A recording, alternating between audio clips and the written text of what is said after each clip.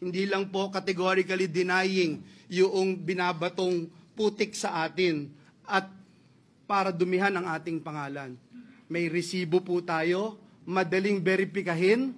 Tayo po ay more than willing mag-undergo at sumali sa anumang investigasyon sapagkat wala po tayong tinatago. Ngunit ang hiling ko, Mr. President, atin pong alamin at siguruhin na may ebidensya yung ating mga sinasabing sangkot dito. At sa mga susunod na pagdinig, bibigay ko po lahat ng aking nalalaman.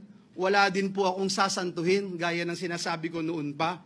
At Mr. President, I will never betray my principle. I will never, ever,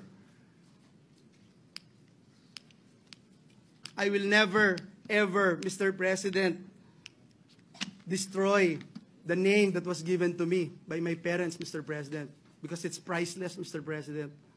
The Bible says a good name should be chosen than great riches. Pinalaki po ako ng magulang ko na naniniwala ako sa langit at impyerno.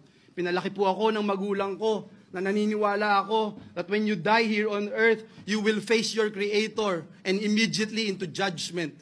Pinalaki po ako ng magulang ko na sa impyerno, wala pong graduation. Kahit 1 bilyong taon, kahit 1 trilyong taon,